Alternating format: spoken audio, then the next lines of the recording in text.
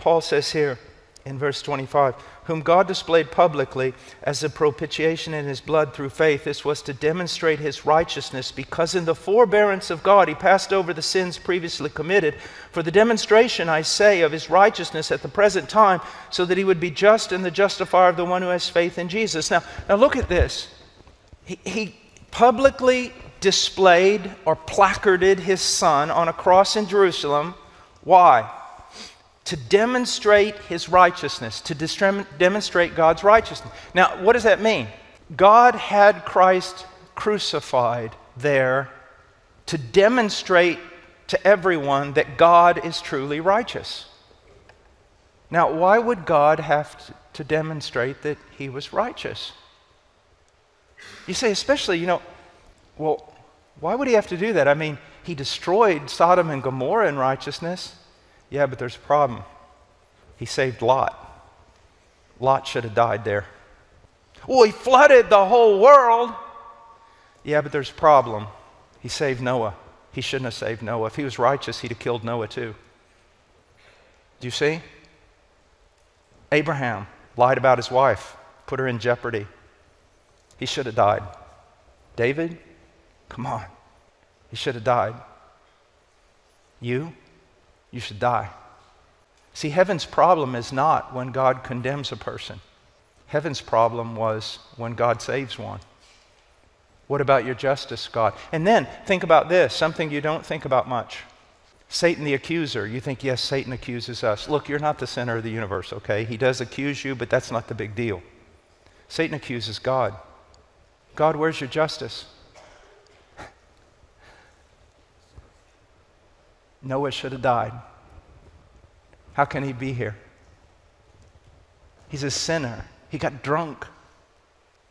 Abraham, where's your justice?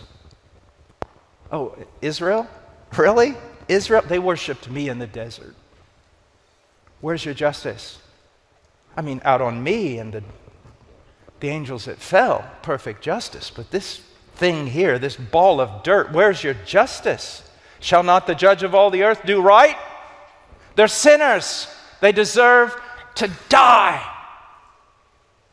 This goes on and on and on and on and on and on. And then this is just by way of illustration. One day, God summons the devil. You have asked how I could give a promise to the fallen parents of the human race. You have asked how I could save Noah and his sinful family from the flood and still be just. You have asked how I could call David my friend. You have mocked and asked how I could call David my son.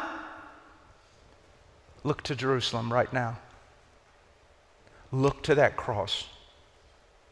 I can forgive them and still be just, because there my son at this moment dies for them all, under the penalty of them all. I myself have raised my own right hand, and I have absorbed my wrath.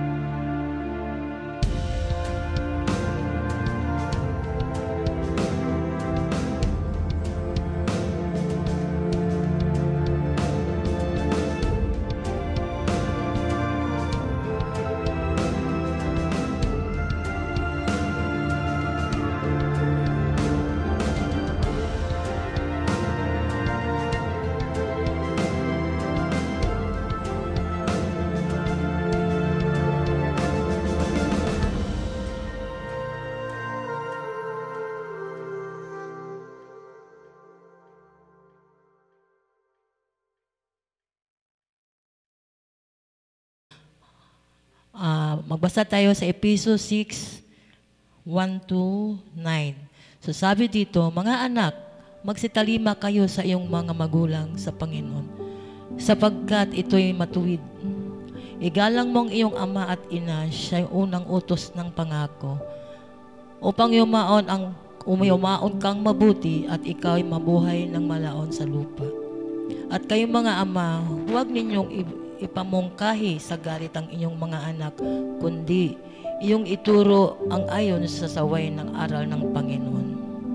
Mga alipin, magsitalima kayo sa yaong salaman ng inyong mga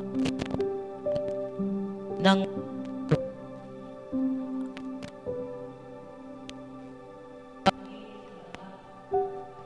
Kristo. Hindi ang lingkod ng panginginig ng gaya ng pagbibigay lugod sa tao, kundi bugkos gaya ng mga alipin ni Kristo na ginawa mula sa puso, kalooban ng Diyos. Maglingkod ng may mabuting kalooban gaya ng Panginoon at hindi sa tao. Yaman, magpaalaman at anumang mabuting bagay gawing bawat sa isa't gayon din muling tanggapin niya sa Panginoon maging alipin at malaya. Kayong mga Panginoon, gayon din ang iyong gawin sa kanila at iwanan niyo ang mga pabala ng yaong pag-alaman ng Panginoon ninyo ay nasa langit at sa kanyang walang pagtatanging tao. Lord God, maraming salamat sa iyong salita, Panginoon. Lord God, itago mo po sa iyong likuran ang magdadala na iyong mensahe, Panginoon. Nawa, Lord, maunawaan namin ang kanyang salita na mutawi sa kanyang bibig. Sabi nga ng Matthew 4 verse 4, hindi lamang kami nabubuhay kundi sa iyong mutawi sa bibig. Maraming salamat. Lahat tayo magsabi, Amen.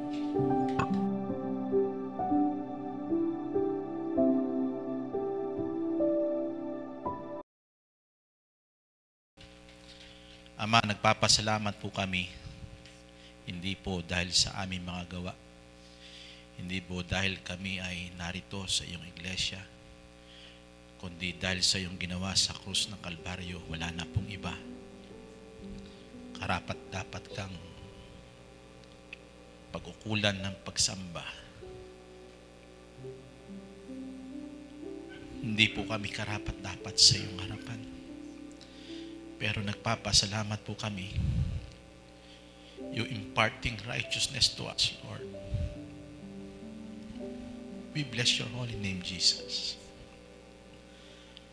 Salamat po sa iyong tinapos sa krus.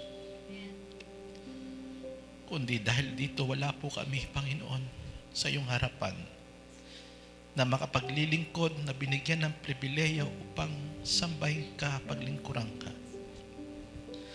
Kaya nga po lahat ng aming ginagawa, hayaan niyo pong matuloy namin maalala ang iyong ginawa, hindi po ang aming mga ginagawa. At walang mabuting bagay, Panginoon, na iahambing sa iyong ginawa, Panginoon. Ikukumpara sa iyong ginawa. Walang gawang mabuti na magagawa namin, kundi ang gawa mong napakabuti, Panginoong Hesus.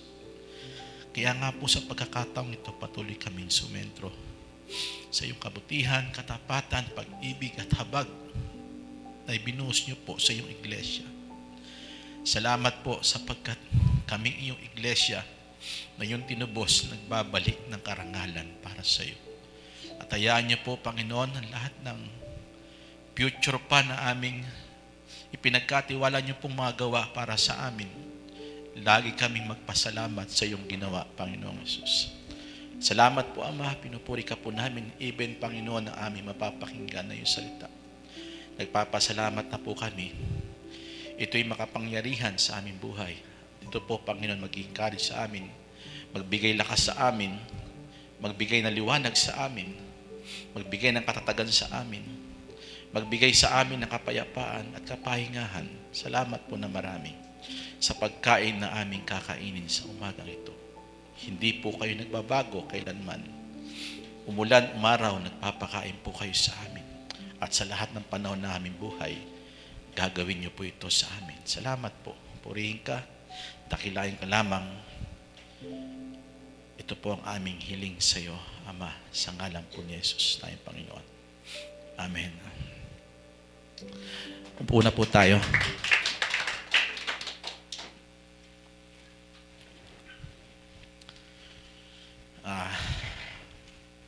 Ito lang po, hindi ko po alam yung kakantahin. Although nagpa-practice sila, hindi ko alam yung pala yung kakantahin. Kasi inline po sa ating teaching ito, sa umagang ito. So, ang Diyos ay gumagawa para may pakita kung sino talaga siya. Kaya even yung, hindi ko rin po alam yon yung nilagay dyan sa ating, at iyon po yung ugma po sa ating pag-uusapan sa umagang ito.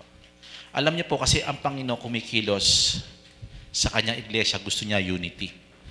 Nag-unite. Amen po ba? Kaya yung mga awitin umaangkop, alam niyo po kung bakit? Kasi po gusto niyang iparana sa atin yung pagkakaisa.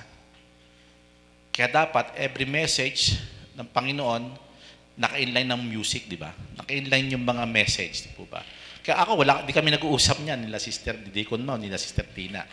Pero bakit nagkatugma ngayon? So, purihin ang Panginoon. May layunin ng Panginoon sa umaga pong ito. Okay, punta po tayo. Balik po natin sa pag-aaral natin, ang Iglesia ng Diyos na Buhay. Pasalamat po kay Pastor Sunday. Sino po may natutunan? 7 po yun. Sana kahit isa may naintindihan kahit natutunan. Amin po ba? Dapat nakahanda tayo sa pananambahan para maging kalugod-lugod yung ating pananambahan. Amin po ba? So tuloy po tayo, ang Iglesia ng Diyos na Buhay. At ang keywords po natin ay gaya ng kawal, key verse. Dalawa po yung pinano po natin, key verses po natin, pero lagi po tayo nakatutok sa Ephesians chapter 6, verse 11. Magbihis kayo ng buong kagayakan ng Diyos upang kayo magsitibay o makatagal.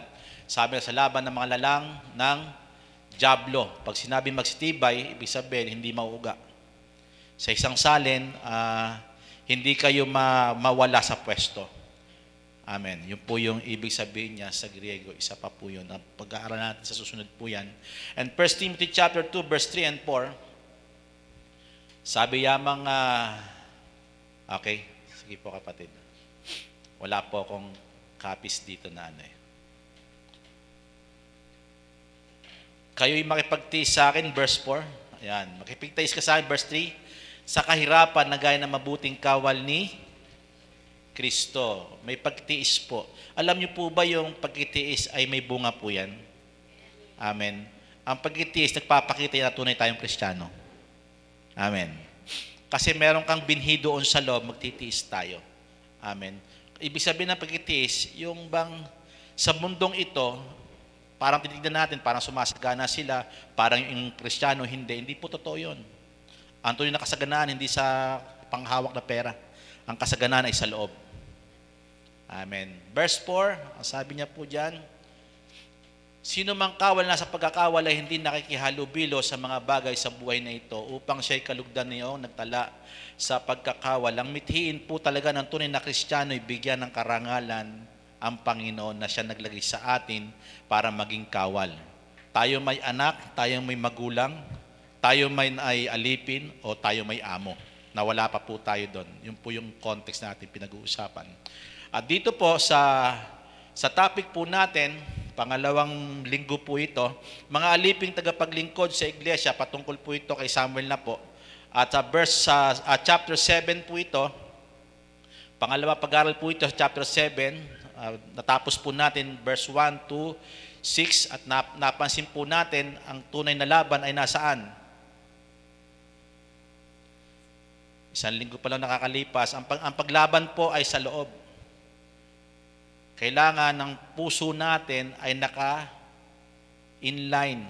o nakaano sa Panginoon. Nakaharap tayo sa Kanya. Kasi pag hindi tayo nakaharap sa Panginoon o wala ang Panginoon sa atin, siguradong tayo lagi sa laban. Kaya ang tunay na digmaan, hindi sa panlabas. Ang digmaan ay pang-loob.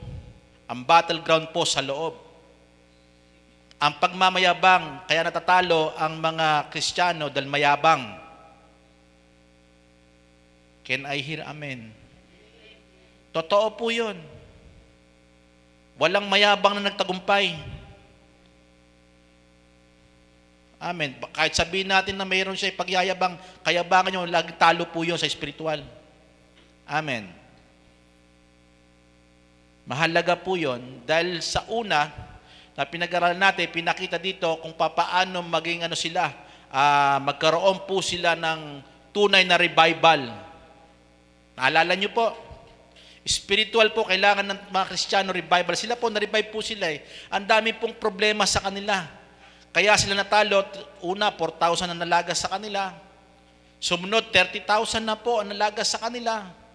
Kailangan na revival. Kahit na meron silang Ark of the Covenant, natalo pa rin sila. Bakit? Hindi makapagliligtas po ito sa literally. Hello? Makapagliligtas ito pagka nakita mo sarili mong mas mababa ka sa harapan ng Panginoon. Amen. Kaya yung Ark of the Covenant, iyan po yung sinabi nga ng pastor natin, totoo po yung presensya ng Diyos na andyan. Pero hindi sasama ang presensya ng Diyos sa isang tao kung mali ang takbo ng buhay. Amen po ba? Kaya sila natalo, mali ang takbo at pamamaraan ng pagsamba nila. Diba? Yun yung unang yugto. Pero ngayon, pinakita nito, at 20 years nagpaikot-ikot si Samuel para sila encourage, magsisi. Amen po ba? Puntahan po natin chapter 7, kapatid. At diyan po, makikita po natin, verse 7 to 12 po ang pag-aaral natin ngayon. Pero dito, nagpunta muna siya, nagmensahe muna siya, bilang may kalakasan loob, kasi matuwid po siya lingkod ng Diyos eh. Kaya napakahalaga po na matuwid na lingkod. At sabi niya, magbalik loob kayo ng buong puso nyo, ihanda ang yung puso sa paglilingkod, worship. Sometimes worship tayo ng worship, pero hindi naman bagbag ang puso sa pagsisisi na nagkulang sa harapan ng Panginoon. Ang requirement na sinasabi po dito, pag nagkasala ka, totoo yung kanta natin, di ba? Niyakap mo ako sa aking karumihan. Ano response natin? Ang response natin, nagpapasalamat tayo at nagsisi tayo sa mga mali nating gawa. Amen. Kaya tayo maging malakas sa battle. Now, sa pagkakataong ito, pinapakita na rito na nagsisi na po sila, nagbuo sila ng tubig doon sa harapan ng Panginoon, sa balon. Nagpapakita po yung verse 5 to 6, nagpapakita po yung bagbag na puso, hindi man lumabas lahat ng luha nila. Ito yung nagpapakita, kahit gaanong karami pang ilabas namin, patawarin mo lang kami. Nagsisi po ang buong Israel sa pamumuno po ni Samuel. Mahalaga po ang leader ng church. Sino po yung mga leaders dito? Taas po ang kamay. Mahalaga po kayo. Dapat kayo mamumuno. Tingnan po natin ang sinasabi po sa ayoko na pong puntahan yung nakaraan. Puntahan po natin yung verse 7 and 12. At dyan po, babaybayin po natin yan. Wala naman po tayong supporting verses. Pero titiyakin ko po na ang aral na ito ay may papakita ang kahalagahan ng leader. Samuel lead the nation to victory. Sabi niyo po, victory. Sino po yung gusto ng victory? Kinakausap ko rin po dito ang mga tatay. Sabi niyo po, tatay. Ang ama ng tahanan, ito po'y sumasalarawan sa isang leader na ama ng tahanan. Mahalaga po ito. At ang sabi po dito, si Samuel ay hinatid niya ang bansa sa pagtatagumpay. Bakit kaya naihatid? Una, si Samuel ay righteous. Amen. Matuwid siya sa kanyang paglilingkod. Remember, this time, siya po ay isa na po siyang propeta at hukom sa Israel. Nung una, sa panahon ni Eli na nabubuhay pa siya, siya po ay priest. Isa po siyang priest. At the age of 12 pataas ng kanyang age.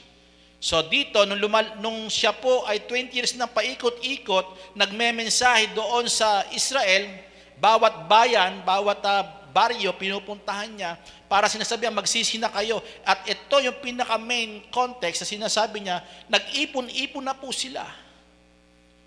Okay na lahat ng bagay. Nagsisi na sila. Pero ito na po yung verse 7, makinig kayo mabuti, ito po yung actual. Sabi niyo po, actual. Ang actual na victory sa loob. Di po ba? Pero may battle po sa panlabas.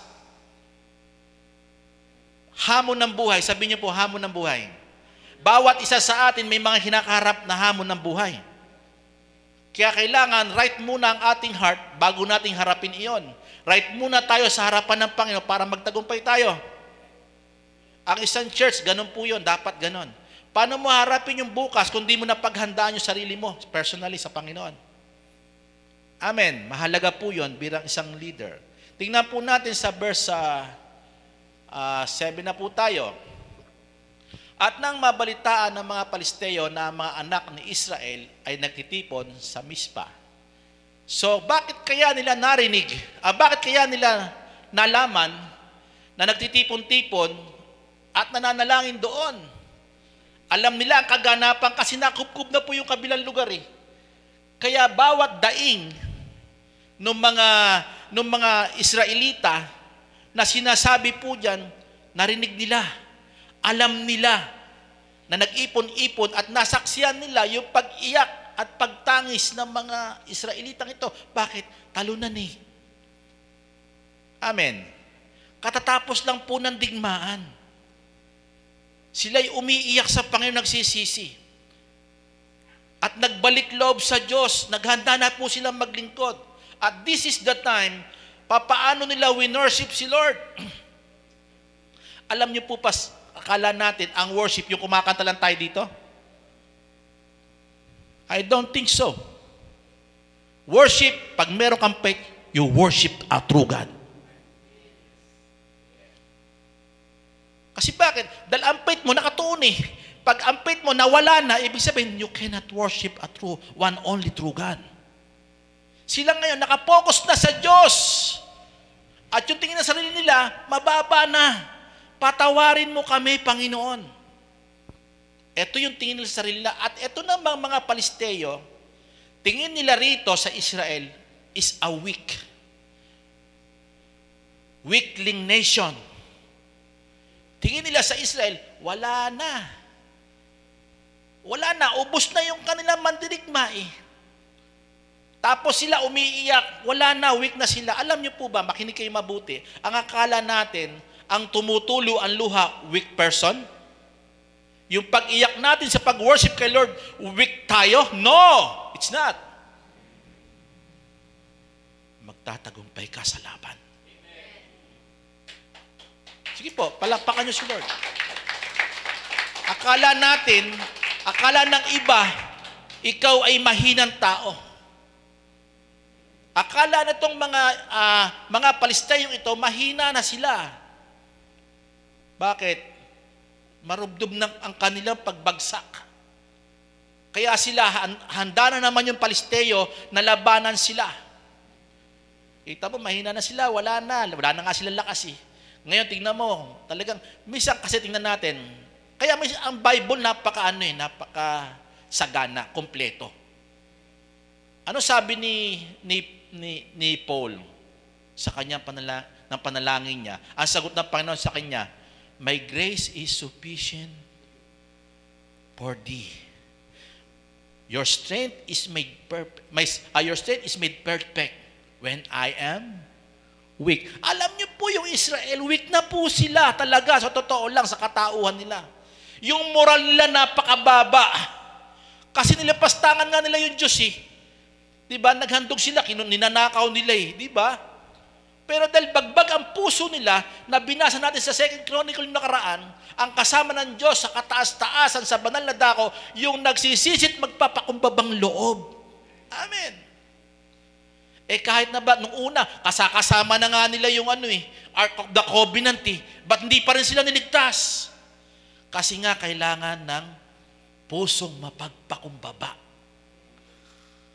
para magtagumpay. Hindi sa lakas, ang sabi ng Bible. Hindi sa kapangyarihan, Zorobabel, kundi at by the Spirit of the Lord. Kung hindi bagbag ang puso mo, paano may Spirit of the Lord? Wala. Kaya every aspect ng buhay ng Kristiyano dapat laging nagpapakumbaba. Ano man ang tanggapin natin, ano man blessing, ito'y hindi tayo karapat-dapat pinagpapasalamat sa Panginoon. Privilege isyo na magpasalamat sa Panginoon. Binigyan niya tayo ng pagkakataon para mapasalamatan ulit natin siya. Kung nagbigay siya ng mangkok, ang dami ng mangkok sa atin, hindi natin binabalik ng pasasalamat. Amen. Kasi bakit? Nagmamataas na. Amen. Kaya ko rin naman bilhin yan eh. Di ba ganon? Minsan pag nagbigay kapitbahay mo ang dami na palang mangkok, hindi, kaya ko rin bumili yan eh. Relationship. Mahalaga yung relationship sa ating Panginoon. At dito pinapakita na alam na ng mga Palisteo na sila ay naandun, akala nila nag-iipon-ipon sila na para makipagdigma, pero nakita nila, ay wala na, mahina na. Bagsak ulit sa atin niya, pag sinugod, kaya sila nag-ipon-ipon din eh. At sabi rito, bantayan natin mga salita rito, nagsiahon laban sa Israel, kasi nakita nila, mahina na lalo eh. Talagang yung pinabayaan na sila ng Diyos nila. Yun ang thinking ng mga Palestinian. At sabi niya po rito, ang mga pangulo ng mga Palesteo at ng mga balitaan ng mga anak ni Israel, eto po, mahalaga po ito. Pantayan po natin ito, tingnan natin, buksan natin ating kaisipan. Nung mabalitaan ng mga Israelita na alam na ng mga Palesteo, ano nangyari? Sa huli po, ano na lang nangyayari? Pakibasa naman po para mas mahalaga pa yung may takot eh. Hello? Kaysa taong walang takot. Yung hala-hala. Noong panahon ng bago, nung lumaban sila sa mga Palesteo, yung panahon ni Eli pa, sila hara-hara sila, wala silang takot. Ang confidence sila nandun sa kaba ng tipan. Wala silang sa Panginoon, wala na sila. Kundi doon lang ay inaasahan nila kasi pagkasakasama nila ang kaba ng tipan, nananalo sila. At dito pinapakita yung takot. Bakit nagkaroon sila ng takot? Kasi ang takot sa kanilang sarili, pinapakita nila, Lord, mahina kami. Nagpapakumbaba. Amen. Parang sinasabi ng mga Israel dito, natatakot kami, Panginoon, tinalo na kami. Pero kami, kung ito'y parusa para sa amin, sige po, gawin nyo na po, patayin nyo na po kami. Sila talaga, uwingat po talaga sila, yung panahon na ito. Nagsisi sila dahil sa aming mga ginawa, sa aming mga nauna sa amin. Wala na po talaga kami. Kaya sila buong puso talaga, takot na takot silang humarap. Kasi nag-ipon na ulit yung mga Palesteo, lalaban na po sila eh.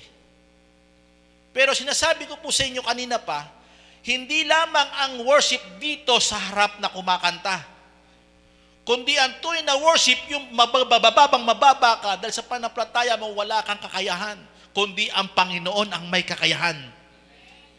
Amen. Kaya sinasabi po rito na nilid ni Samuel yung nation sa pagtatagumpay. Bakit? Dahil bagbag ang puso, na-revive po talaga ang puso ng mga Israelita. Nagkaroon talaga ng great revival sa kanila. Basahin po natin sa mga sumusunod na talata. Verse 8. At sinabi ng mga anak ni Israel kay Samuel, take note, kanina natakot. Bakit? Sa lakas nila, mas malakas talaga sila sa amin ngayon. Nalagas na nga yung mandirigma namin eh. Tingin nyo ba yung 20 taon, meron na kaagad na mandirigma na napakalalakas? Kasi na-scattered nga sila eh. Hello? Kaya pinuntahan nga ni Samuel lahat ng mga para encourage sila eh.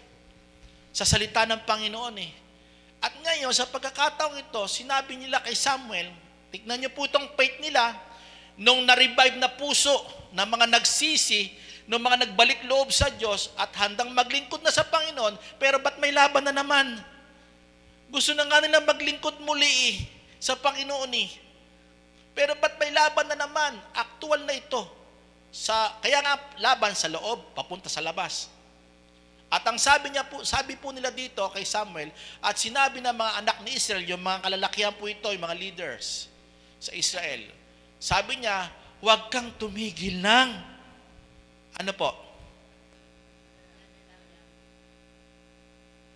tingin niyo po ba ito? Inuutusan nila si Samuel, samantalang si Samuel ay talagang mananalangin. Ito'y nagpapakita na pagtitiwala doon sa Panginoon dahil sa leader na itinayo ng Panginoon. Amen. Kaya napakaganda na meron kang leader na talaga namang ipinapakita ang buong suporta, sabi niyo po suporta, sa buong Israel. Amen. At yung buong buhay niya, itinalaga niya talaga doon. Imot 20 years, ikot-ikot siya. At ang sabi dito, sabi niya, huwag kang tumigil ng kadadalangin saan? Sa Panginoon. Alam nila si Samuel, meron talagang Diyos, isa prophet po siya eh. At the same time, siya po'y judge na Israel na. At itong kasunod na to, sinasabi niya dyan, nating Diyos. Hindi mo lamang ito Diyos, kundi Diyos namin ito kasi kami lalaban na eh. Ikaw na lang maiiwan para manalangin. Kasi bakit? You are the only one who's the priest at this time. Ikaw na lang yung priest na kaharap namin. Wala na si Eli, wala na yung mga anak niya, namatay na nga, di ba? Ikaw na lang ang tumatayo. At sila, confidence sila. Bakit? Nakapagsisi sila. Amen. Alam nila, although natatakot sila, alam nila, kakampiyan sila ng Panginoon. Bakit? Kilala nilang may Diyos. Amen. At sinabi po rito, na dahil sa atin upang iligtas niya tayo sa kamay ng mga Palisteo. Take note, wala na po silang kakayahan. Pero dito, pinapakita na huwag kang tumigil. Kaya nga, ang pagtatagumpay, makinig kayo mabuti, ang battle po saan? Sa loob muna. Sa tingin niyo po ba si Pacquiao bago lumaban, hindi nag-training? Hello? Anong training nila dito? Nanalangin. At nanalangin ulit, ang nanalangin nito huli, si Samuel na. Amen? May battle pala tayo bukas eh, ba't di ka nanalangin? Hello? Ba't di mo sinangguni sa Panginoon ang lakad mo? Kaya nahihiramin. Kaya nga lahat ng bagay na gagawin natin, isinasangguni ito sa Panginoon. Kaya sabi ito ng mga kalalakihan, huwag kang tumigil sa kapapanalangin. Kasi bakit? Ikaw yung backbone. Ikaw yung nagpapalakas sa amin na tumutulak. Lagi nga sinasabi natin ang prayer is the backbone of the church, di ba? Sinong gumagamit ng salitang yan? Di ba marami tayo? Kaya ang panalangin napakahalaga.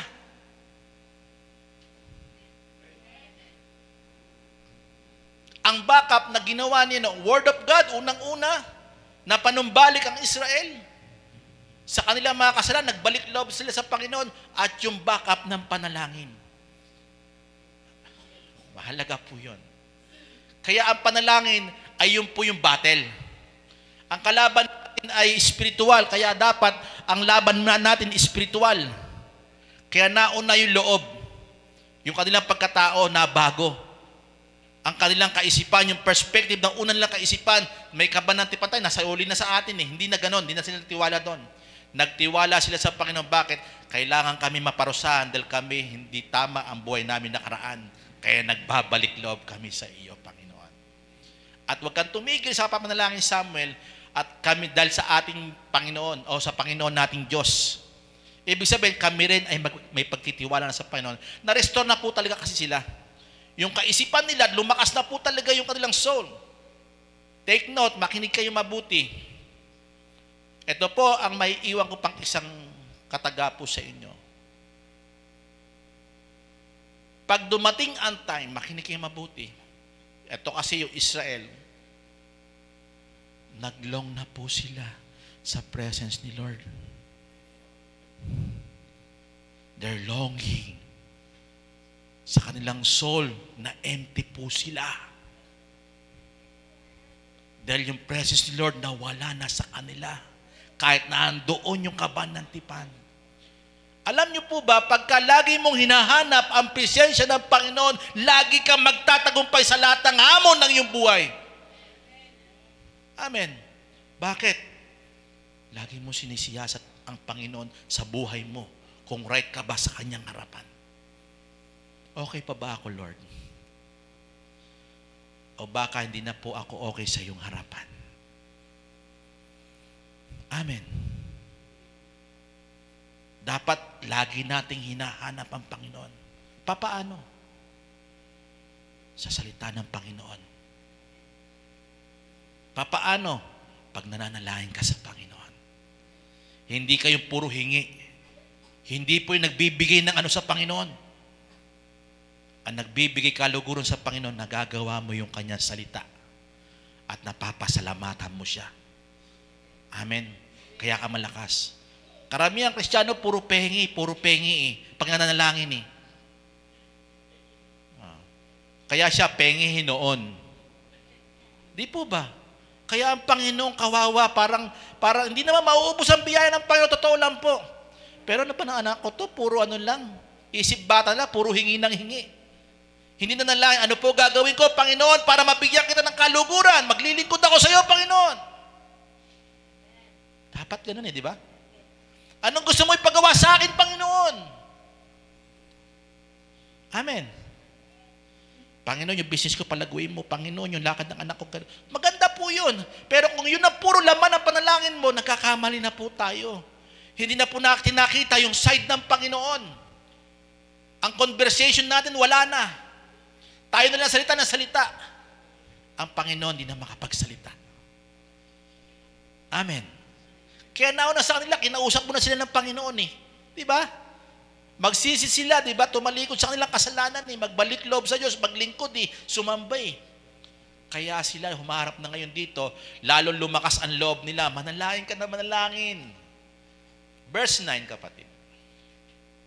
At sabi po dito sa verse 9, para iligtas kami sa mga kamay ng mga Palisteo, iligtas tayo, eto po, nangyari. At kinuha ni Samuel ang isang korderong pasusuhin. You know what? Ito, makinig kayo mabuti. Kaya sabi ko, ito, inline yung kinanta kanina ni Sister Tina. At nung message doon ni Pastor Paul Washer. Diba? Eksakto po ito. Kumuha si Samuel ng isang korderong pasusuhin at inihandog. Sabi niya po, inihandog.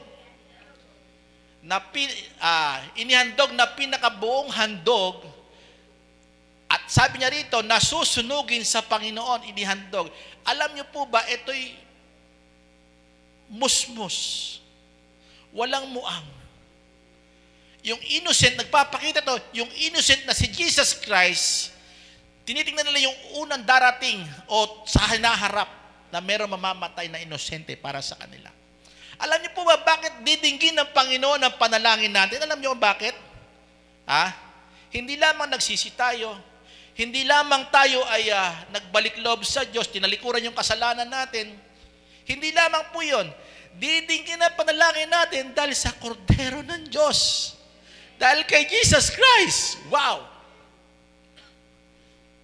Kahit naghahandog tayo, kaya nga paghandog dito, Lord, tatanggapin niyo po ang aming handog, hindi dahil sa amin.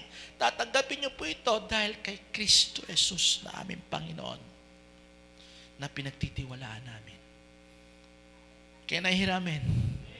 Kaya tatanggapin mo, Panginoon, ang panalangin namin. Si Samuel, ginagawa niya, kumuha na po siya ng kordero. Sabi niyo po, kordero, tupa. Naghandog na po dito, ginagawa na po dito ni Samuel. Kaya mo kami didinggin, Panginoon, bilang peace niyo po na isinugo sa buong Israel na ito. Didinggin niyo kami dahil sa iyo, Panginoong Jesus. Hindi dahil sa aming panalangin at pagsisisi namin. Didinggin mo kami dahil kami ipapagsanggalang kami ng Jesus. Future po ito, tinitingnan po nila ito. Amen. At the same time, doon sa presence na yon, na merong digmaan talaga, ililigtas mo kami, Panginoon.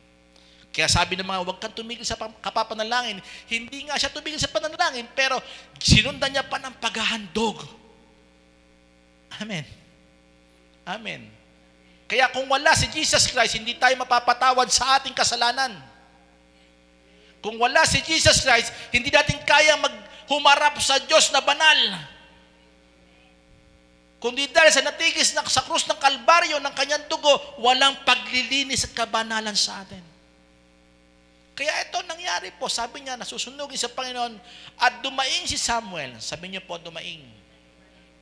Pag sinabing dumaing, siya po talaga'y marubdob na inilapit ang faith niya doon sa kordero.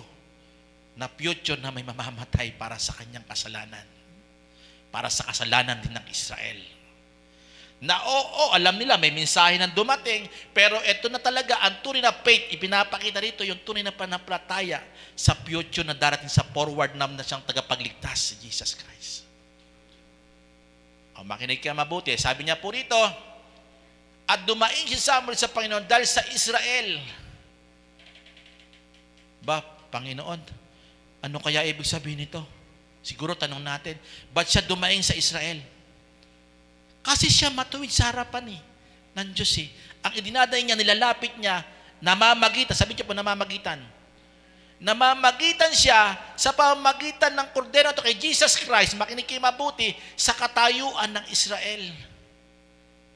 Amen. Kaya nga may pinag-aaralan tayo mga kapatid. Ewan ko si Pastor, tinuro po ito. Meron sino man tumayo sa wasak na pader. Naalala nyo? Sino tatayo sa wasak na pader? Alam niyo po ba tumayo rito? Alam niyo po kung sino? Ha? Si Samuel. Wasak na po talaga Israel Kundi dahil sa leader, makinig kayo mabuti, na buong paglilingkod sa Panginoon at may takot sa Panginoon. At nagsumikap puntahan ng bawat baryo sa Israel na ibinigay ang buhay para doon. Siya po ang tumayo sa wasak na pader ng Israel. Amen. Napagsanggalang. Amen? Amen. Noong unang digmaan, kasama si Eli nasa sa tabernacle. Chapter 4, naalala nyo po yan. At ang nangyari po niyan, si Samuel po nanguna na po doon sa digmaan, natalo po sila. Di po ba? Talo po sila doon Pero bakit? Bakit? Kasi hindi pa bagbag ang puso ng bayan. Hello? Hello? Hindi naman nagsisi sila Kailangan lang daanan nila para mamatay din yung mga anak ni Eli. Di po ba? Pero naging tapat pa rin doon si Samuel. Humayo na po siya. At dito, sinasabi po rito, at ang Panginoon, siguro basahin po natin. Basahin po tayo yung huling-huli na praise. Sabi niya po dyan, at ang Panginoon ay wow! Ang sagot ng Panginoon, ibinigay. Bakit? Dahil sa anak niyang isinugo. Kay Jesus Christ, sa kordero. Kaya kahit anong battle, pag wala si Jesus Christ, hindi magtatagumpay. Amen. Kasi bakit? Baka nawawala na yung full trust kay Jesus Christ. Kaya bakit sa kahuli-huliang ito, kaya nga yung kanta natin kanina, niyakap mo ako. Totoo lang, napakasukdulan ng kasalanan ng Israel ng panahong iyon. Biruin mo sa templo, may prostitute. Hello? Biruin mo yung ginagawa ng mga anak ni Eli doon. At pinababayaan lang nila. Pero sa panahong ito, ang sabi ng kinanta natin kanina, niyakap mo ako sa aking karumihan. Makasalanan pa lang tayo, inibig na tayo ng Panginoon. Ibinigay niya na siya sa atin. Amen. Ito yun. Di po ba? Kaya nga connected Nung ibinigay yung kordero, saka pa lamang sinagot ang panalangin. Hello? Hello? It is time. Hindi pa kayo lumalaban, panalo na kayo!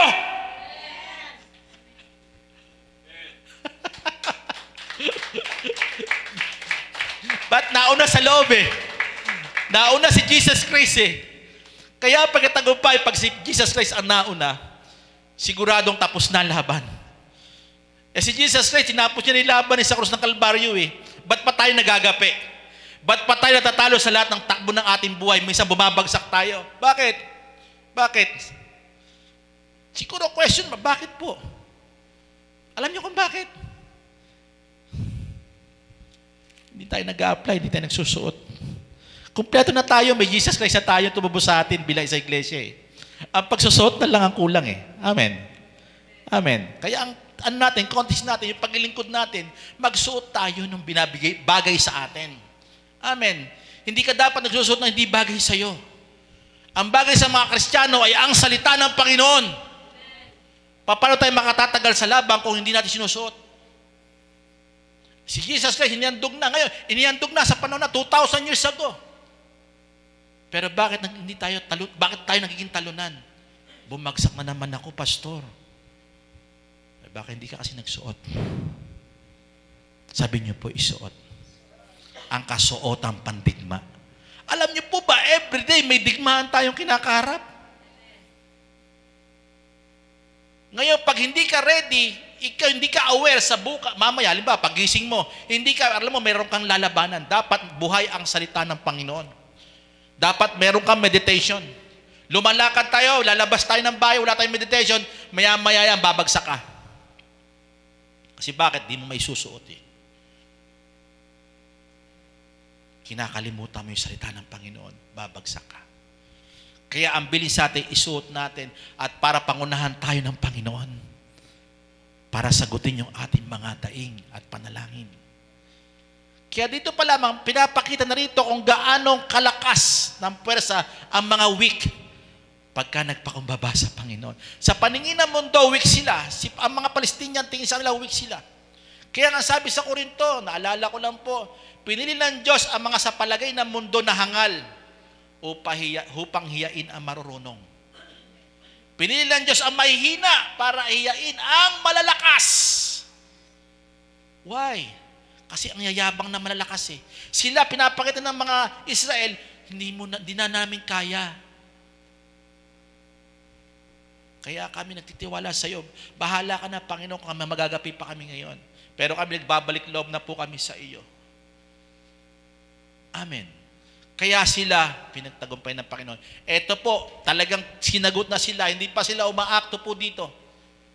Naghahanda pa lang po sila, pero sigurado ng panalo sila. Bakit? Sinagot sila ng Panginoon. Sinagot si Samuel yung panalangin niya. Bakit?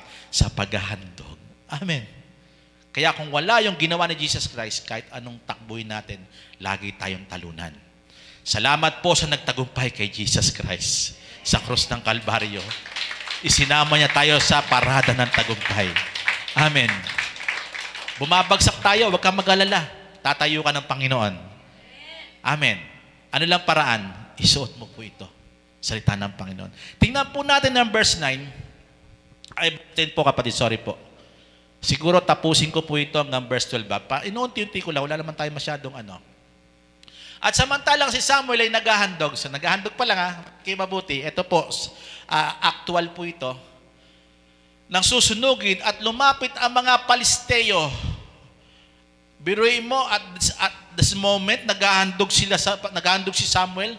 Lumapit na kaagad sila, kukubkubin sila ng mga Palisteo. Sabi niya, upang makipaglaban sa Israel. Ito po, ngunit ang Panginoon ay pakibasa naman po.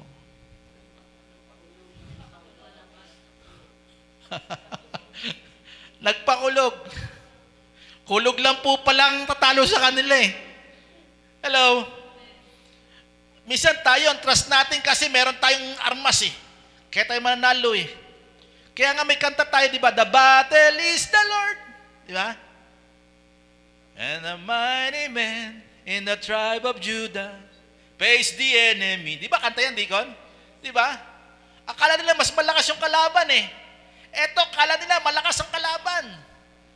Pero dahil sinagot sila, dahil kay Jesus Christ, dahil sa korderong inihandog, tinugon ng kanilang mga panalangin, at ito nangyari. Nagpakulog ang Panginoon. Naghahandog pa lang ito Nung hinihandog pa lang ito ni Samuel, yung kordero, andyan na yung mga kalaban, lalaban na sila. Hindi pa natatapos, pero may answered prayer na kagad. Panalo na kayo. Para sinasabi dito ng panalo na kayo. Ito yung senaryo na nangyari, nagpakulog ang Panginoon ng isang malakas na kulog. Tanong, makinig kayo mabuti. Ito ba'y narinig na Israel o hindi? Narinig po. Pero, puntahan natin, maganda pong pag-uusap ito. Sabi niya, ngunit ang Panginoon ay nagpakulog ng isang malakas na kulog ng araw na yaon sa mga Palisteo. Makinig mabuti. Dahil naando po sila, papunta na po sila. Rinig din po ito ng mga Israel. O, makinig kayo mabuti, mahalaga po ito. At ang sabi niya, hulog sa araw na iyon sa mga Palesteo, at nalito sila, at sila'y nangabuhal sa harap ng Israel. Makinig kayo mabuti, pero bakit ang mga Israel hindi na-tremble? Hello? Kalapit lang nila yan. Alam niyo kung bakit? Anumang senaryong mabigat. Ito, mabigat po ito Yung senaryong ito na nagpakulog na malakas, dinig nila sa harap nila. Pero sila yung nabuhal, yung mga Palesteo. Makinig kayo mabuti, mahalaga po ito. Sometimes yung mga ito, may mga baha-baha, may mga lindol-lindol. Alam niyo po ba yung mga Kristiyano hindi natitremble? Amen. May bagyo, may babalik na naman daw na bagyo. Di maglipat kami. Di ba, ganun lang naman yun Di ba? Hello? Hindi ka natataranta. Etong mga Palesteo, nataranta po sila sa kulog pa lang po. Kasi malakas po talaga At yung mga Israelita, hindi po sila natremble. Bakit? Handa ang puso nila ano man ang mangyari sa kanila. Bakit? Harap sila sa Panginoon, maayos na. Hello? Narinig po nila ito. Sila rin po nakarinig po nito. Pero bakit yung mga Palesteo lang ang nalito? Sila lang yung nagkagulo. Kasi sa Church of God, makinig kayo mabuti, siya yung Diyos ng kapayapaan. Kahit anong problema, pumapayapa. Kasi naroroon ng Panginoon. Kumulog man sa labas, magka-problema man sa labas, ang church safe na safe. Hello? Hello? Bakit? Naroroon ng Panginoon. Si Peter, bakit siya na-trouble? Nung siya ay lumakad na trouble pa siya. Kasi tinignan niya nasa paligid. Nakalakad na nga siya, di ba? Naalala niyo, sa tubig nakalakad na nga siya Pero bakit siya na-trouble? Tumingin kasi siya sa paligid. Hindi siya tumingin sa Panginoon na sa harapan niya. Amen. Alam niyo po ba, ang church, makinig kayo mabuti, ang church is a safe place din. Hindi lamang kay Lord, kay Press. Tunay niya, number 1 si Lord.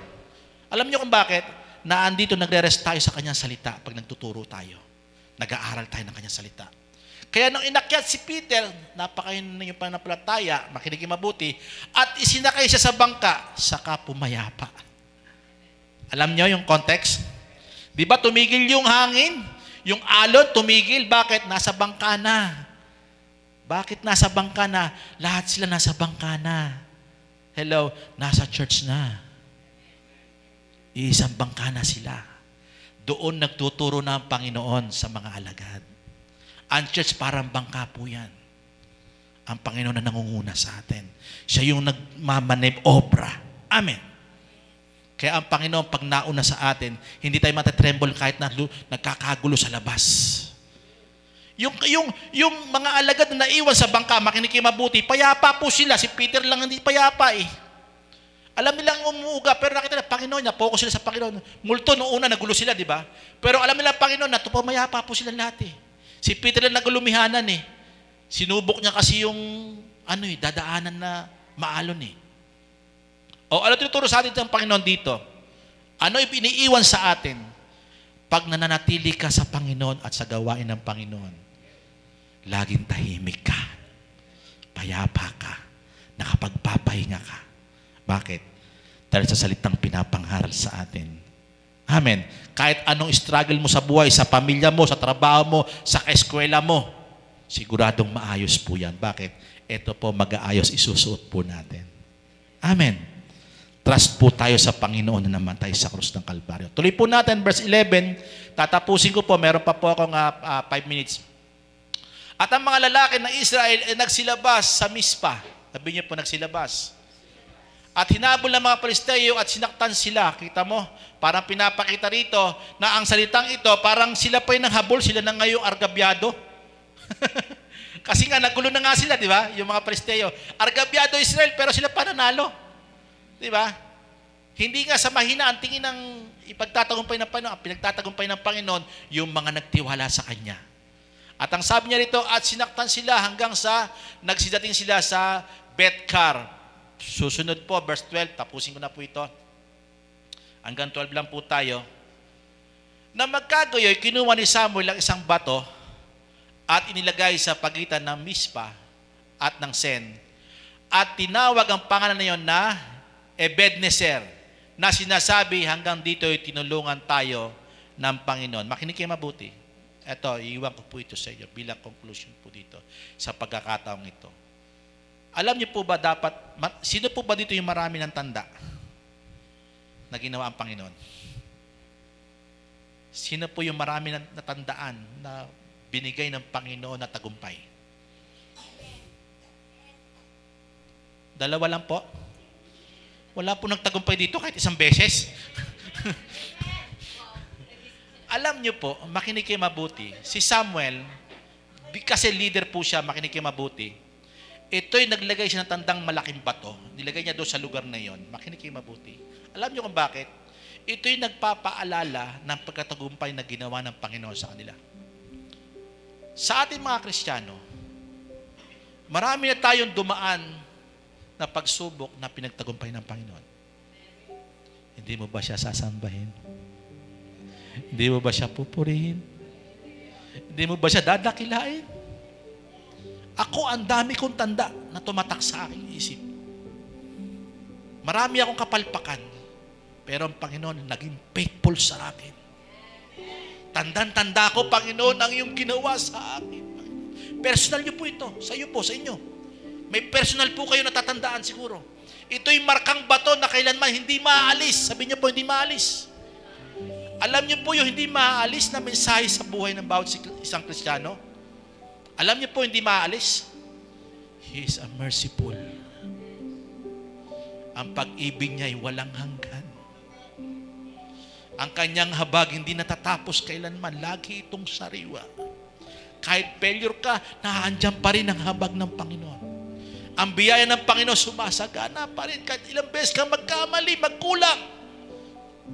Pero hindi darating ang time, ikaw po'y magiging malakas, magiging tagapanguna ka ng iba. Amen. Sa ngayon, siguro baka hirap ka.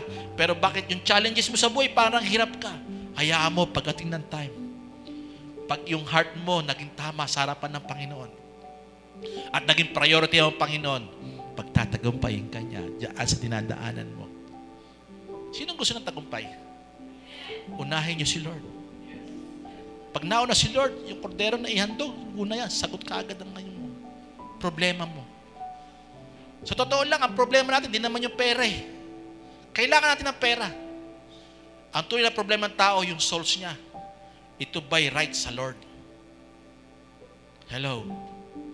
Pag nauna yon, magtatagumpay po tayo. At makinig kayo mabuti, ito pa, isa pa. Yung marka bang ito, unti-unti bang nawawala? May nag-amin po. Siguro, nakakalimutan na ang Panginoon yung ginawa. Hindi po nawawala ang marka. Unang marka ginawa ng Panginoon sa krus ng Kalbaryo at even sa ating life, makinig kayo mabuti, may mga sitwasyon tayo sa ating mga buhay na meron tayong hindi nakakalimutan, di po ba? At may ilan siguro baka nakalimutan na. Siguro, ito, panahon ito, sila, may nagkasabi dito, minsan tumatayo dito, sinasabi, count your blessing. Ako, sabi ko po sa inyo, count the goodness of God. Hindi mo mabibilang. Kung gaano karami, hindi mo maibibilang. Milyon, trilyon, hindi mo mabibilang. Every seconds, hindi mo mabibilang. Ang goodness, Lord. Nung hindi ka pa nakakilala, hindi mo mabibilang kung gaano siya kabuti, ba't naririto ka ngayon? Amen? Hindi yung blessing i-count natin. I-count natin yung goodness ni Lord kung gaano karami, ang daming tanda, ang daming batong nakaukit, ang daming batong nakapatong na marka ng kagandahan loob ng Diyos, kabutihan ng Panginoon. Yung kasaganaan ng kanyang habag sa atin. Kaya nahiramin. Pwede ba yung chorus kantahin natin, Deacon? Yung chorus lang po. Natatapos na po tayo. Nawa yung marka ng kagandahang loob ng Diyos, yung kabutihan niya ang magmarka sa atin. Yung battle na ito, nagmarka sa kanila, ginawa ni Samuel, iminarka talaga ito doon. Hanggang ngayon, naroon pa yun. Wow! Kaya ngayon, sa isip at puso ng tunay na Kristiyano, lagi nakamarka yung kagandahang loob ng Diyos, kabutihan ng Panginoon. Kaya matatakot ka pagka ikaw ay nagkakamali sa Panginoon. Hindi po ba? Amen. Kasi bakit? Hindi kayang tumbasan yung ginawa ng Panginoon. Kaya lahat ng papuri sa Panginoon. Sister Tina, okay lang po ba na kakanta po kayo? Kahit yung siguro chorus at sige po, pwede naman po. O yung worship team po natin, sabay-sabay po tayong kumanta.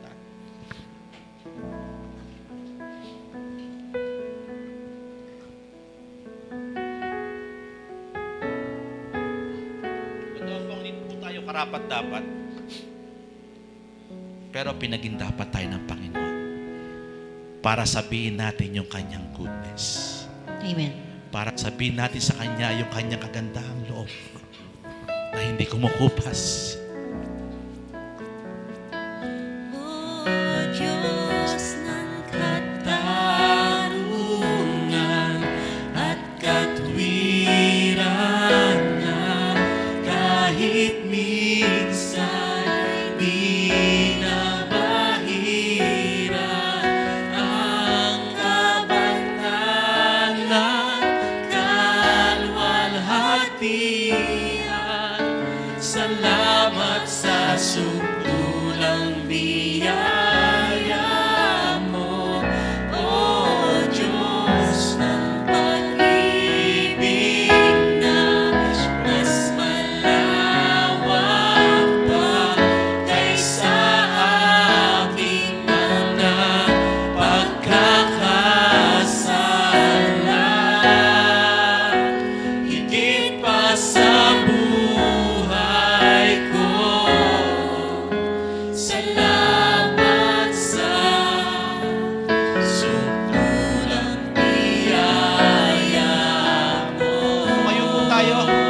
Siguro it's time po. Sabay natin. Marami siyang partang ginawa sa atin.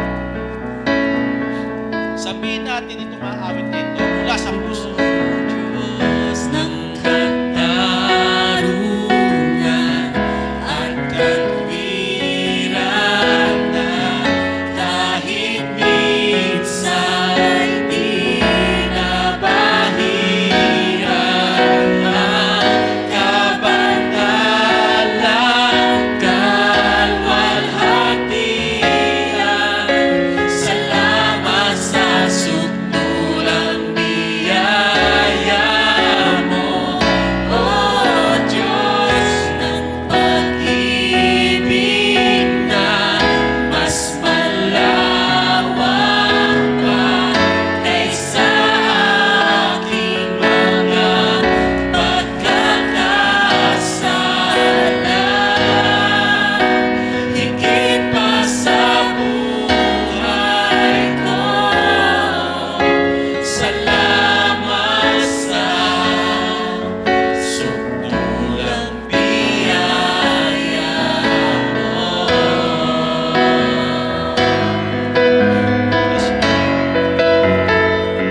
O Diyos ng katarungan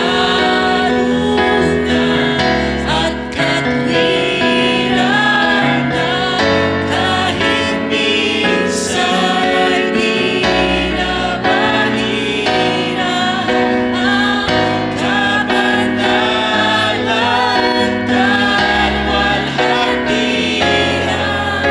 Salamat sa sukdulang biyaya mo, O Diyos ng pag-ibig na mas malawak pa kaysa aking mga pagkakasala.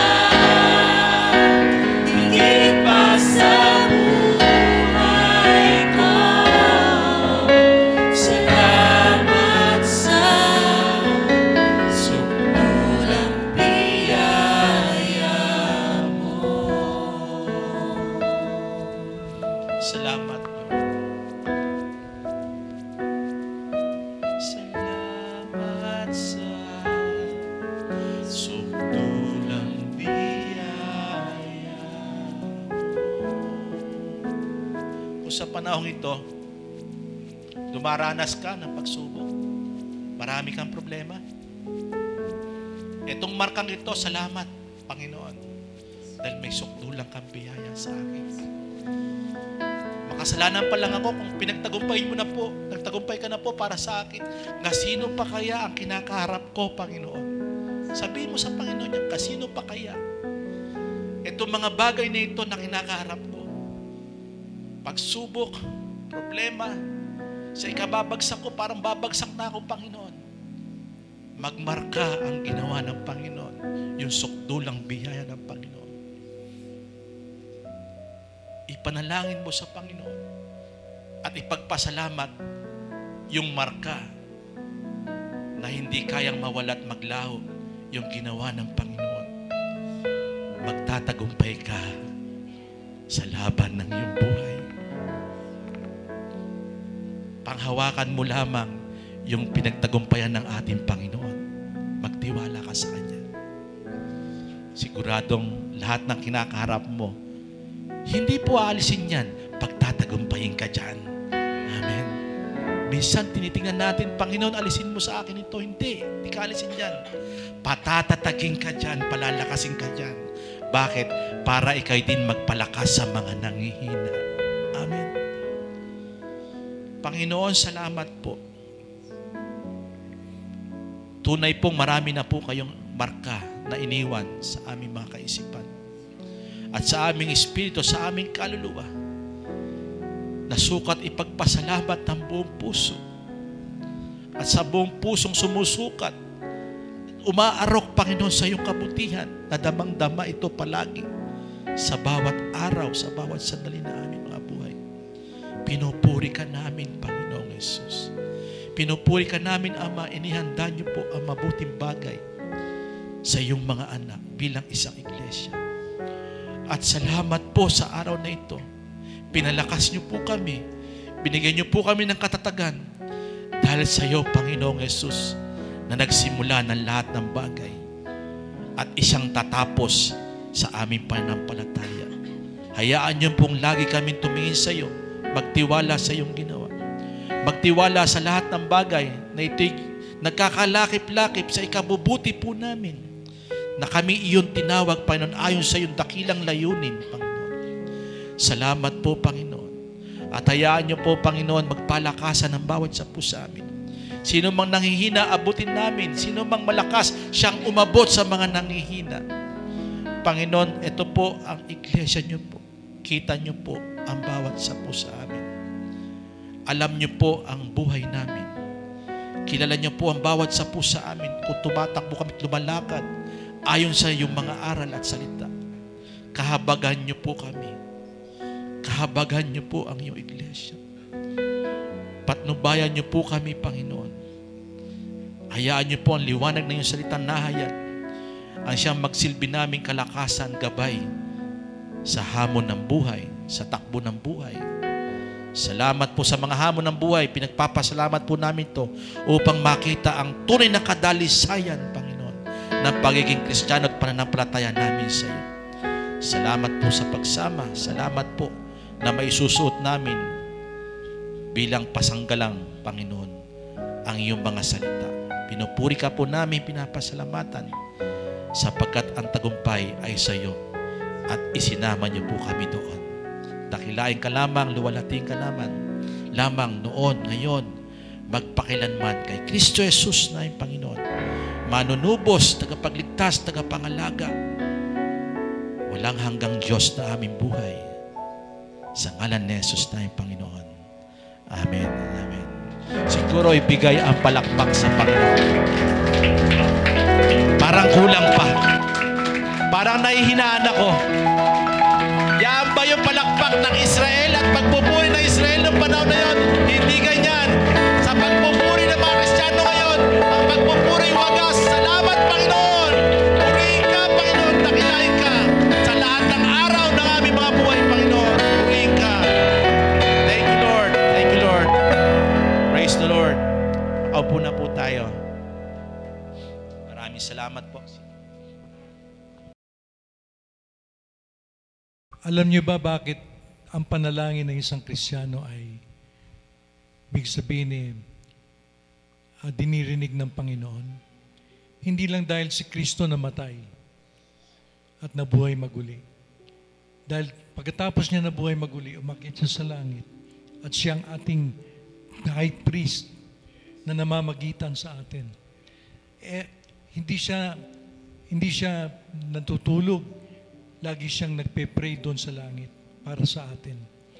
Dahil alam ng Diyos na kailangan natin ng kalakasan, kailangan natin ng kasagutan, kailangan natin ng biyaya. Kaya ibig sabihin, laging nananalangin ng Panginoon para sa atin. He lives in intercession. Ibig sabihin, siya namamagitan sa atin. Kaya hindi lang si Kristo namatay, hindi lang nabuhay maguli. He lives forever in heaven as our great intercessor. Katulad ni Samuel. Si Samuel, ibig sabihin, binilang ng Panginoon na matuwid. Ang ating intercessor sa langit, kung si Samuel nag-intercede para sa Israel, namagitan sa Israel, meron tayong namamagitan ngayon sa ating panahon sa bagong tipan. Siya ang ating Panginoong Yesus. At kung si Samuel naghandog ng batang tupa, ibig sabihin, nung umakyat si Jesus sa langit, ang inihandog niya, yung kanyang dugo, yung kanyang sariling dugo ang inihandog sa langit. Kaya nga, makakaasa tayo na tayo'y magtatagumpay kung tayo lumalapit sa Panginoon. Dahil ginawa na tayong matuwid, ginawa niya tayong banal, so ibig sabihin, ini-encourage na tayo na lumapit in prayer sa Kanya. Dahil siya namamagitan sa atin. Bawat hinaing, bawat pamanhik, bawat hinihingi natin. Madalas ko nga sabihin Lord, sa aking sarili, pag ako nananalangin, you are concerned with every detail ng buhay ko. Bri mo, bawat detalye ng buhay natin, concern ng Panginoon. Dahil ganun niya tayo kamahal. Ganun niya tayo tinanggap. Ibig sabihin, binigay niya buhay niya sa atin. He loved us and He gave Himself for us. Kaya nga ibig sabihin, may confidence tayo na lumapit dahil namamagitan siya sa atin. Kaya tayo nagtatagumpay, may namamagitan sa atin. Remember na Kristiyano, sabi nga ni Pastor, laging tagumpay. Hindi tayo talunan. Dahil ang Diyos natin na namamagitan sa atin ay nagtagumpay na sa krus. At binanggit ni Pastor kanina yung Ebenezer, yung tanda, yung bato. Si Samuel ay gumawa ng bato. Alam nyo ba, ang pinakatanda sa atin na tayo'y tagumpay? Kasi nung nagtagumpay sila sa Pilisteo, ibig sabihin, kumuha si Samuel ng bato at yun ang nagpapaalala sa kanila na sila'y nagtagumpay. Nagpapaalala sa atin na tayo naglubos na nagtagumpay ay ang krus ng Kalbaryo. Whenever we see the cross, we remember that Jesus won the victory for us. He conquered sin, He conquered death, He conquered hell, He conquered grave for us. Kaya, ibig sabihin tayo mga Kristiyano, kung tayo man ay may mga problema, may mga pagsubok, pwede nating ilagak sa Panginoon. Kahit gaano kalaki, kahit gaano kaliit, ilagak natin sa ating Diyos na nagmamahal sa atin, ibinigay niya ang buhay niya sa atin. Ganon tayo kamahal ng Panginoon. Remember, He is concerned with every detail ng buhay natin. Bawat detalye ng buhay natin. Minsan iniisip natin, sasabihin ko ba sa Diyos ito? Maliit na bagay lang ito. No. Malaki, maliit na bagay pwede nating sabihin sa Panginoon. Ganon siya nagmamalasakit sa atin. Ganon ka-committed ang Diyos sa atin. Amen. Dahil tayo ginawa niyang matuwid. Ginawa niya tayong mga anak. Ginawa niya tayong tagapagmana ng kalangitan. At higit sa lahat, ang mga pangalan natin ay nasa aklat na ng buhay sa langit. Purihin ang Diyos. Amen. Tumayo tayong lahat. Tayo magpasalamat.